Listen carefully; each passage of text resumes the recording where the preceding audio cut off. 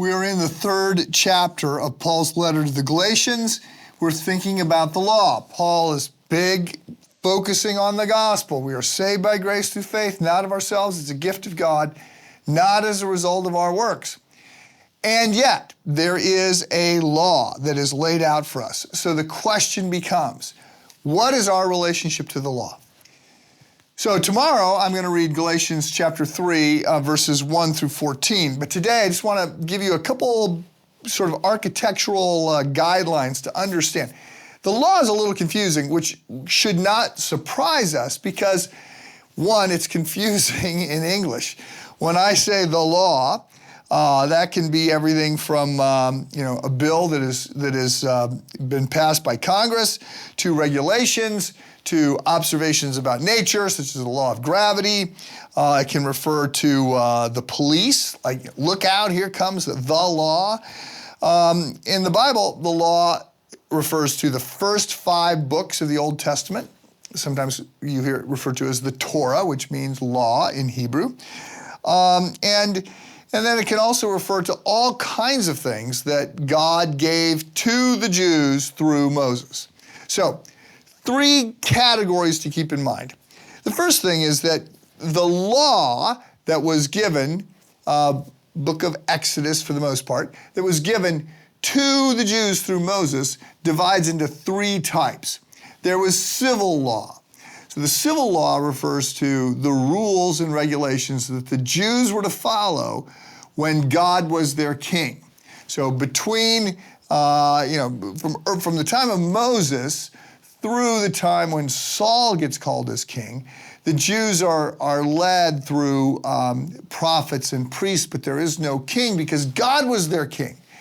But they want a king, and so they'll eventually get a king. But when God is their king, there's all these rules about, they're just civil rules. They're just laws about how they're going to live together as a nation. Secondly, there were ceremonial laws. We get this in the book of Leviticus. The ceremonial laws are really for the priests, like to govern all the sacrificial systems and all kinds of things that take place in the temple. We're not subject to either the civil law or to the ceremonial law. So after Christ's crucifixion, the law has been done away with. Of course, the temple was destroyed not long after that.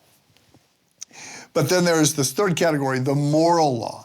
And these laws are the principles of which continue to apply to us today. They teach us about God and about ourselves and how we should treat each other. Morality is from God. So a second thing to understand about the law is that it has 3 purposes for us. First of all, it is there as a curb, a set of guardrails through which there is, punishment, consequences for our actions, and this is to keep our sinful nature in check, and it's to help keep societies going. Secondly, there's a sense in which the law is there to show us how to live well. It's not just to govern society so that society has some idea of how it's going to function, but there's also a sense in which the law is there to help us understand how we can pursue God. The law comes out of God. It's not a set of arbitrary rules and regulations. There's a sense in which the Creator, out of the Creator comes law, which is a guideline for how life works.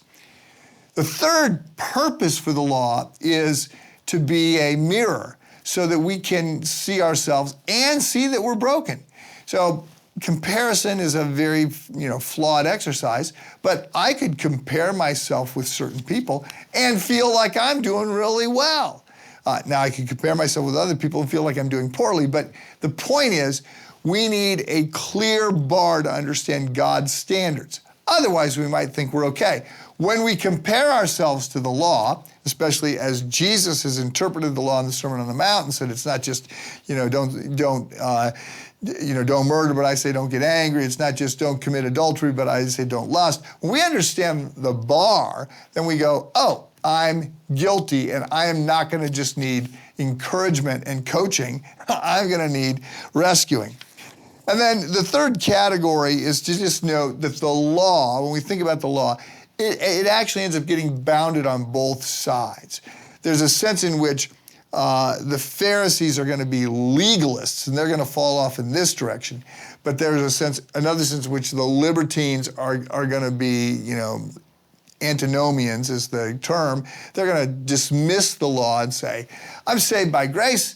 It doesn't matter what I do. Therefore, I can, eat, drink, and be merry. I can sleep around. I can do whatever I want because I'm saved. And so both of these approaches to the law are problematic. So we'll look a little bit more in Galatians chapter 3 tomorrow. That's all just framework for what comes next. Have a good day.